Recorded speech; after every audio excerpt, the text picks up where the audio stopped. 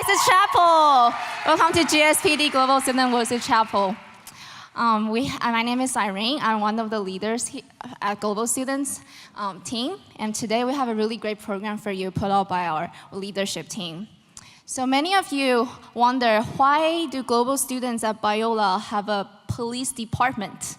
So I would like to briefly introduce you about what does GSPD means. So GSPD stands for Global Students Programs and Development. So we exist to serve, to equip, to empower global students in whole person and then intercultural development. So global students means someone who grew up and have a significant period of their developmental years in the different countries outside of the United States. So people who hold F1 visas, or they are missionary kids or third culture kids, they are part of the global students.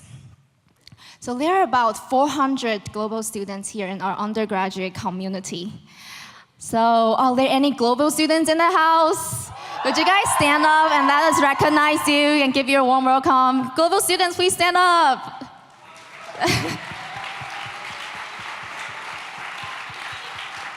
Yeah, we're so glad you're here.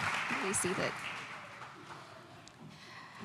So as we enter into today's message about intercultural friendship, let us watch a really quick and fun video about American students and global students, their friendship and impression to each other. Hi, my name is Zuri. Matthew Francis. Victor John. Alden Rosalind. Riley. Gabby. Grace. Addy. I'm from Northern California, up in the mountains. Jakarta, Indonesia. Southern California. Jakarta, Indonesia. Orange County. San Francisco, California. Indonesia. And I'm from India. I'm prepared for this.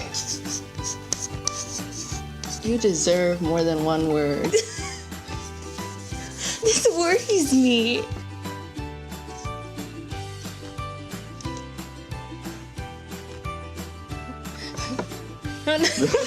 I see it. I think like everything you go into, you kind of tend to be a leader in kind of thing and step up for that. You're just Gabby, you know? It's good. Yeah. You are like really an outgoing person, and like everybody on the floor really loves you, and like you're a great RA as well. What I expected from you was very different from what I actually got. I haven't come across that many people with that, like how you are. I just want to know you more, that's all. Always yourself. You have your ideals, your morals, your ethics, your philosophy. You have your own philosophy, because that's how everything. I think there's no one like Adi. He's one of a kind. That's what I think too.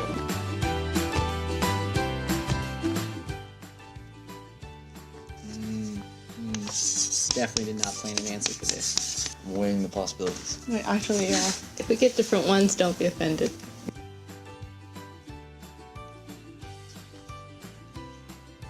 Okay. Hey. See, I was leaning towards similar, but I was a little confused. Similar, but I am a better soccer player.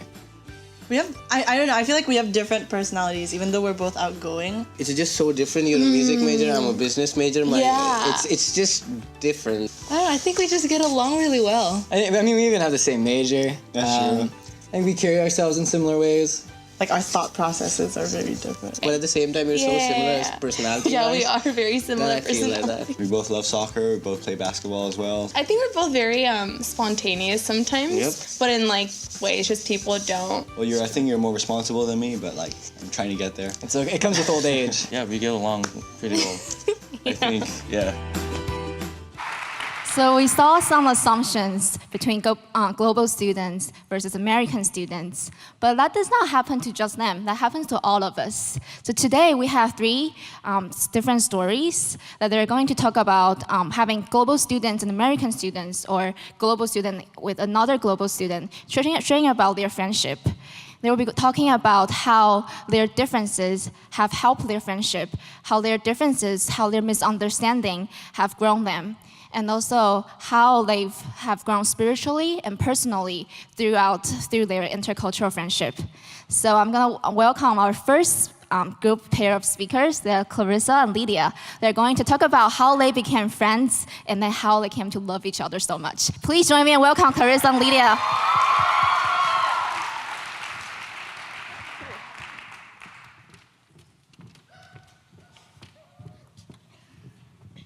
Hi everyone, I'm Lydia Bantanghari. I'm a global student that's half Indonesian and half white American. I'm also a sophomore business major in Torrey. Here is a picture of my family.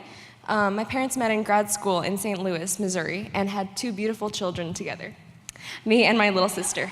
I lived in Indonesia my whole life up until I came to college here in Biola, but for as long as I can remember, my parents made it a point to go visit my mom's side of the family in Tennessee every summer and winter break. Growing up biracial, I struggled with my identity for a long time. Heck, I'm still struggling, but I'm a lot more comfortable in expressing that I identify with both my Indonesian and my American sides. That being said, though, growing up in Asia has instilled some values in me, like a value for community, which has made me prioritize being empathetic.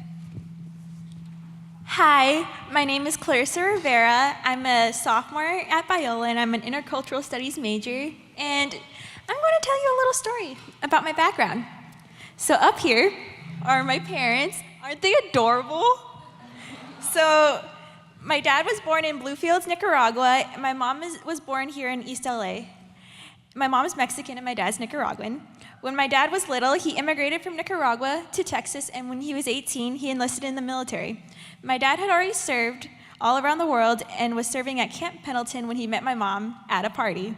They fell in love, they got married, and had me. Fast forward 12 years, various duty stations, my family moved to Okinawa, Japan when I was 12, and were there until the end of my first semester as a freshman. For me, it's crazy to think I spent my teenage years in a little tropical island off the coast of Japan. However, it's even crazier to think about all the friends I made here at Biola. I often joke with Lydia that if someone were to tell me 2 years ago who my friends would be, I wouldn't have believed them. In fact, when I first met Lydia, she reminded me of this girl in high school I really didn't like. Yeah, when I first met Clarissa, I thought that she had a bit too much energy and she was too hyperactive for me to hang around. And before I say what I'm about to say, I need to give you some background on how we first met. So we first met at an orientation for global students, and we had to sit in a table according to where we were dorming. So we were both dorming in Hope, and it was just her mom, her, and my parents and I. So while our parents were talking, and they were like getting along pretty nice, my mom still talks about her mom and how nice she was. Lydia's mom suggested that we exchange phone numbers. And I, being an optimistic human being who figured we'd be friends because we're right next door, and I was just like, we're gonna be so like close. Just typed my name as Clarissa and gave Lydia the phone back. Lydia then took one look at it and then returned the phone back to me, politely asking me to put my last name in. And I was like, sure. But in my head, I was thinking this girl is a bit too anal to be my friend. I like having all my contacts with last names, I'm sorry. It provides continuity. Anyway, my first impression of Clarissa was that she was very bouncy. It seemed to me that she was trying really, really hard, like too hard to make friends. And I felt like because she was trying too hard, it came off as a bit overbearing. And this sounds really, really mean, but I kind of reasoned that she was possibly overcompensating for something, like a fear of not having any friends. Whenever we saw each other in those first few weeks, she would get really excited and jump and wave at me, which is really nice. But also, I was like, I hardly know this girl. Why is she getting so excited to see me? I came out here to have a good time, and I honestly feel so attacked right now. Just kidding. Lydia had every right to view me in this perspective because we came from different cultures. I, being a military kid, often make friends really quickly with other military kids. Usually if we have something connection, like say, oh, I grew up on that same base too. I lived there. Let's be friends. So that's how we usually become friends in the military community. Also, we took a picture together at the fountain, which I thought solidified our friendship. That being said, I didn't see Lydia around a whole lot after orientation because of different class schedules, and I felt low-key, that she might be avoiding me. But I made a point to wave at her in order that she would know I hadn't forgotten our friendship. So Clarissa and I started randomly going to each other's rooms as we got to know each other better and asking if the other wanted to go to the caf together. One time I came to her room and asked her if she wanted to get lunch with me, and she said that she was walking to Panera with some other girls on our floor and invited me to come. And so I accepted, and that hangout was how our friend group was born. Our friend group consists of 2 Armenian sisters from California, a Japanese Hawaiian girl, and the 2 of us. Pretty diverse, right? Oftentimes we have debates about social and theological issues, and these discussions we have at Panera or Tokyo Town have exponentially helped us to grow as a group. Because we have different perspectives on topics and are very grounded in our own beliefs, we could have easily just stopped hanging out. I would like to say we all found common ground, and even though we all look vastly different, we are in fact the same type of person. But that just isn't the truth, and nor would I want it to be. We knew that in order to be good friends cross-culturally, there needed to be a stronger foundation of acceptance in our interactions with one another. Being able to engage with our strengths and weaknesses has made us stronger both individually and as a group. Furthermore, even though we are imperfect creatures, we all attempt to try to meet each other halfway in the middle. One of the ways I could think off the top of my head of us meeting each other halfway is that Lydia is a hugger. Like, a major hugger. I'm talking whenever she could find a reason to hug, she'll hug you. She'll be like, oh, hi, I just missed you. Let me give you a hug. Okay. I, on the other hand, like my bubble of space. This is my circle, don't cross it. Lydia, growing up in a family that emphasized community, shows her love through hugging. So I'll let her hug me, even though I don't like hugging, because she's just trying to show she cares. And Lydia usually asks to hug me, or at least gives me the warning that it's gonna happen, so she tries to meet me halfway. As I've gotten to know Clarissa, I realized she wasn't overcompensating for anything. She's just naturally a positive and energetic person. Empathy is a bit of a weak spot for her, but I know I can go to her if I'm going through something and need a distraction. She'll binge watch a show with me or show me pictures of cute manatees. Now she's comfortable enough to come into my room whenever my door is open and ask for food.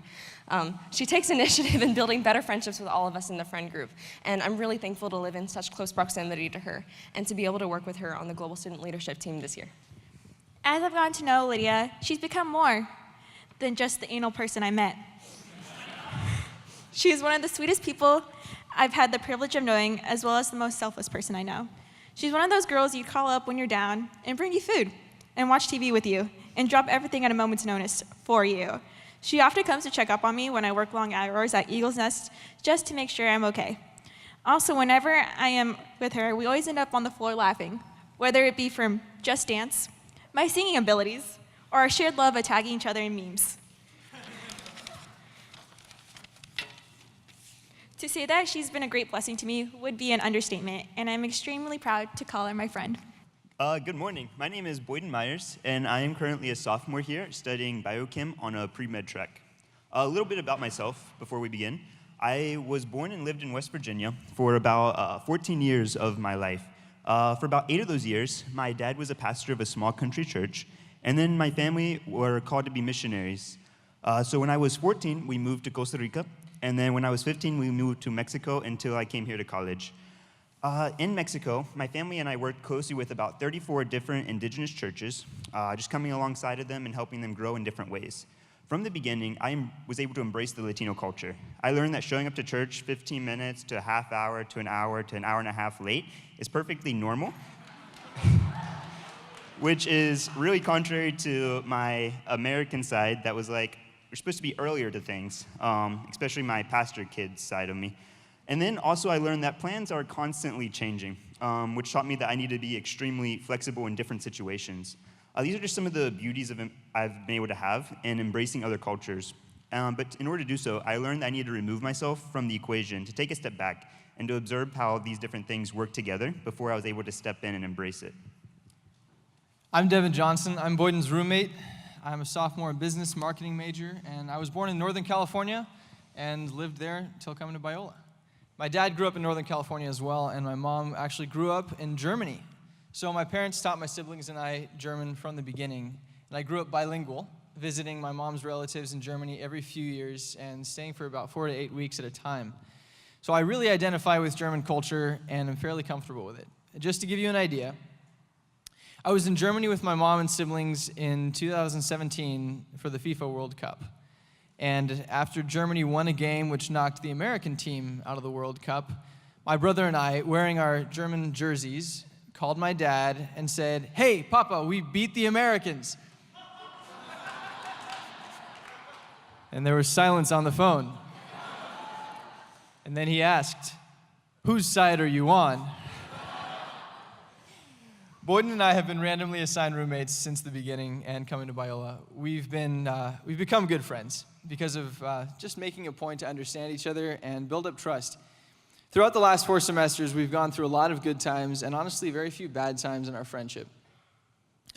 It's really been nice. We've given each other a lot of opportunities just to build trust and share our identity without being afraid that the other will think any less of us.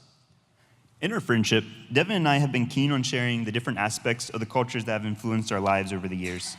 This has allowed us to see how different parts of our identity are firmly rooted in the intercultural experiences we've each had growing up, which has helped our friendship in understanding why the other acts in a certain way or says something in a certain manner. And to do so, we've had to learn to listen to one another and to pay close attention to how the other reacts with different things to know what they like and don't like. On more of a cultural surface level, an example of this is when Devin brought me a gift from his summer travels in Germany. So a little backstory is I really enjoy ketchup. It can be a problem sometimes, I guess, how much ketchup I eat, and many people, my friends especially, give me a hard time, including Devin. And I am also a huge Marvel superhero fan. And so a lot of times I wear different Marvel belts, just depending on the day. And Devin, like I said, has been one of those people that has given me a hard time about it. But he knew how much I actually like ketchup, and he brought me back a gift from Germany, which I actually brought with me this morning. And it is German ketchup with a big Spider-Man advertisement on it.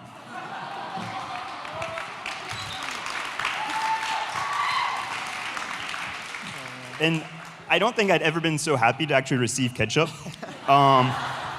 And it wasn't just because it was the ketchup, but it was because of the thought that was behind it. I was able to share a little bit in Devin's culture, and it showed me how much he actually pays attention to me.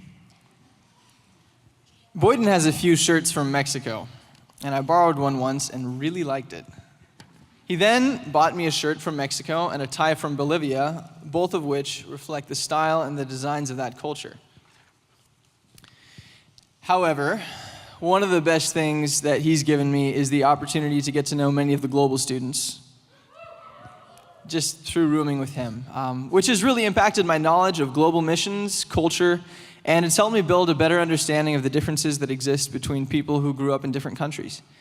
Boyden invites me to the global student events, and many of the other global students invite me as well. Thank you, guys.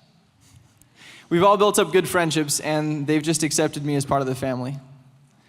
Now, coming in, we tried not to assume things about each other, and we've often asked about specific preferences and habits and ideas. And one thing we've both done is always try to put the other's preferences ahead of our own and being respectful towards each other. Back in the fall semester of 2016, I pulled a really nice chair out of a dumpster behind the music building and then brought it back to my room. I then asked if Boyden wanted one, and he said, "How much?" Now, I could have really milked the system here and gotten some money for it. But I told him it was free, and so he said yes. So I ran back over, jumped back into the dumpster in my Sunday clothes, and wrestled out another chair. And that was after knowing him for 3 weeks. These are chairs that we actually still have, and over the summer we put them in storage instead of just giving them away or throwing them away. And they've come to actually have some sentimental value, I guess. In our friendship, we've had to take small steps towards trusting each other. This was never an awkward process for us, but that was because we started off with little things in building trust. We would ask to borrow small things like a hairdryer or a Lysol. And this eventually led us not to asking to borrow these certain things. And it's actually gotten to the point that we share each other's collared shirts. This morning we're actually wearing our own shirts, but a lot of times we would trade. And it actually gets to the point where Devin will shoot me a text in the morning and ask if he could wear one, and I say, sure, go for it. And then he sends me a picture of him already wearing it, saying that he already had it on. Honestly, I never thought I would be able to get to the point that I was this comfortable with our friendship. We both come from really different backgrounds and life experiences and different cultures. But in those differences is where we've been able to grow the most and be able to get to know each other better. And a large part of this has been learning to say no to certain things, especially when we're not comfortable with the other doing something or using something of ours, which in the moment, it's easy to snap back and question why they're not letting us use that or do that. But we have to learn to trust each other that they probably have other motives or reason for not allowing us to do so. Now, this is one of my favorite examples of Boyden showing me respect. Last year, Boyden got a group together and organized a trip to Joshua Tree for his birthday. Now, I bought some food for the trip, including 2 small cherry pies for him and I to share. No one else brought food. By 1 a.m., some people were getting hungry. Now, a friend of ours came over, saw the pie, asked if he could have it. So I gave him mine. Now, he walked back over to the fire and began to eat it, and when Boyden saw it, he said, "Hey, that belongs to Devin." Then he took the pie right out of his hands. He walked it back over to the bag of food and put it away, closely followed by the friend. I was laughing at this point, and I told Boyden what had happened and that I had given him the pie. Now, even though it's a fairly comical situation, I did feel very respected by Boyden's actions, just that he was looking out for me, you know? My takeaway from this story was get you a roommate who will take a pie away from a hungry friend because it's not their pie. Devin and I are very thankful for this intercultural friendship we've been able to build over the past year and a half and the pies we've been able to steal from other people. And in this friendship, we've had to learn to listen to one another, which shows that we hear the other person, that they're known and seen. We have also had to give each other the opportunities to build trust. If we've never given them that chance, then we wouldn't have been able to get to this point. But being able to share in another person's life or where they come from, the customs they have, the culture is a special opportunity. And I want to encourage everyone to be able to step out and pour into someone that you normally wouldn't, to be able to cultivate these friendships and see where God takes that. Thank you. Real quick, can we get the slide up with the picture, please? So this is our Christmas presents to each other. Talk about trust. Hi, my name is Carol. I was born and raised in China, and I'm a graduating senior with a major in business. Hi, my name is Sarah Brown. I'm the RD of Alpha West, and I grew up in a small agricultural community in Eastern Washington. So my sophomore year, I had the honor to serve as a RA in Alpha West. And that's when I met Sarah. She just started as RD in Alpha West. Do we have any RAs in the room or previously RA? Yay. So, to be honest, as the only international student on my staff, I was really nervous about not being able to fit in. I remember the first day we met as a team, it was really awkward because most of us did not know each other, and Sarah was not even there because she hadn't been hired yet. I remember thinking that, oh, this is gonna be interesting. I really hope I could get along with these ladies, but I'm really not sure if I could. But then my worry entering into the year began to fade away after we went on a camping trip together. I did not grow up doing lots of outdoor activities, so it was a really different experience for me, but different in a good way. I remember us taking turns to share a piece of our stories in the mountains. It was still a little awkward, but much less than the first time we met because we started to understand where each other came from more. I think that everyone on our team experienced some level of discomfort during our camping trip, but we stick together and we somehow bonded over our discomfort. So just like Carol, I was pretty nervous as well. Actually, this might be an understatement. I think I was terrified. I was new to this RD gig, and I had 6 RAs who all felt completely different from each other. Like seriously, the way that they dressed, where they were from, their cultural background could not be more different. And it felt like I had this huge responsibility as their RD to lead and to make them into a team. Like I felt like I was a coach from a Disney movie with this huge challenge to make them unite. Because of my fears about their differences, I was pretty convinced that they were going to hate each other. And I'm not gonna lie, early on, there was some experiences that kind of helped enforce this narrative. So my job of making them a team felt like this uphill battle. Thankfully, despite my fears, I started to have moments of hope on this camping trip that Carol was talking about. I have this vivid memory of an evening where we were all together playing a game and people were starting to laugh, and it was this moment where I was like, oh, they can see the differences and choose each other. And it was at that moment I started to be hopeful, like this could actually work.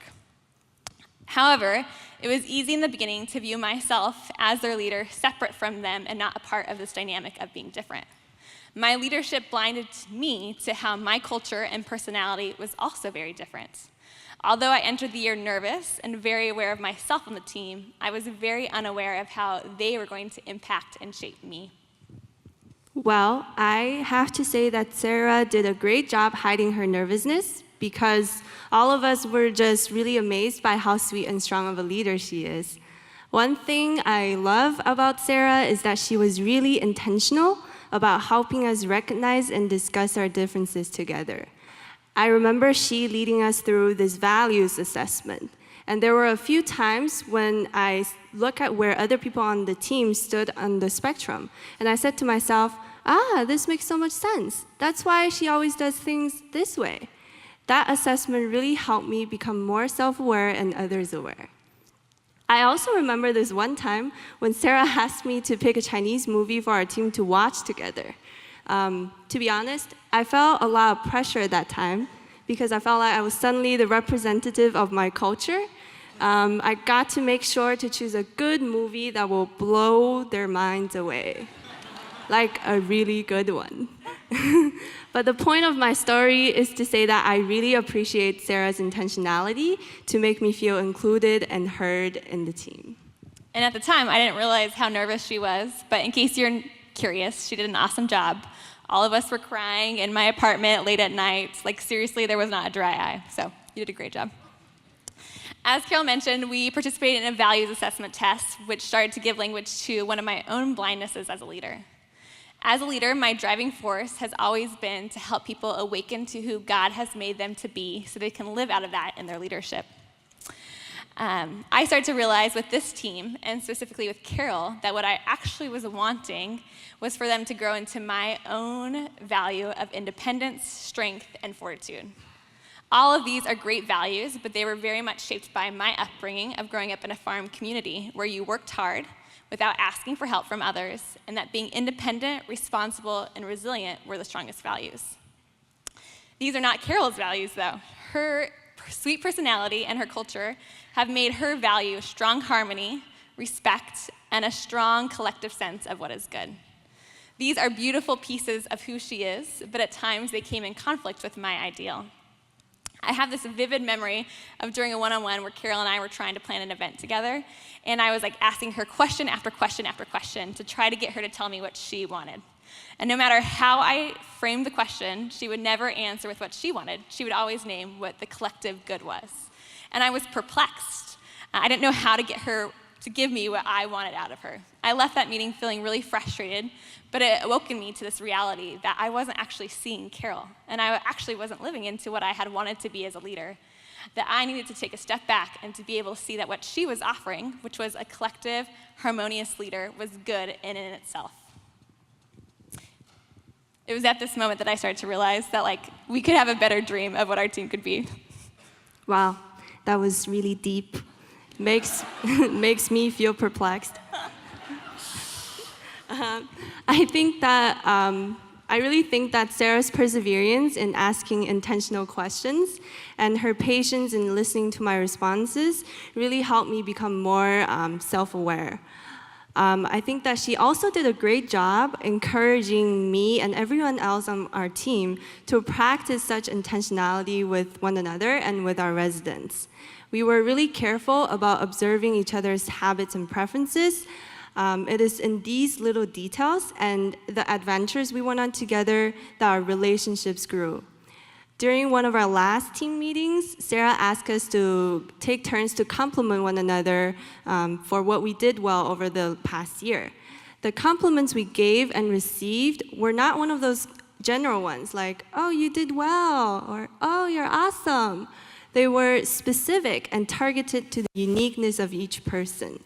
And they were proofs that we have really seen each other's differences and the beauty in these differences. So when I look back to my first year as an RD with Carol, it is one that I reflect on being a very humbling and growing experience. Wow. It has made me a learner of people, not just a leader of them. And it has gotten even sweeter to see how Carol has grown from her experience. I'm an emotional person. That's also one of my values. It has been even sweeter to see Carol flourish as a leader. The one thing that I'm thankful for as I look back is that she has allowed me to be a little clumsy with her and to learn so that I could learn to serve others. And for that, she didn't have to do, but I am forever thankful for. So like Sarah mentioned, because of how our relationship started as RA and RD, I was always more used to receive what she had to offer. And I did not fully understand how intentional Sarah was as a leader and how big of an impact she was to me until this year I got to coordinate my own team. I find myself thinking from Sarah's perspective and trying hard to apply the genuine and intentional love she has modeled for me to leading my team. And at the same time, Sarah and I kept in touch, and now as her friend, I'm learning how to better reciprocate her intentional love for me to her. I think that there are always a few people in our lives that we just could not imagine being friends with because they're so different from us. But God always surprises us with the richness of His image by teaching us to be intentional about loving others for how they're different from us. And I think it's through working through these differences that our perspectives grow to become more open and inclusive. And that's the beauty and the fruit of engaging in intercultural friendships. Biola University prepares Christians to think biblically about everything, from science to business to education and the arts. Learn more at biola.edu.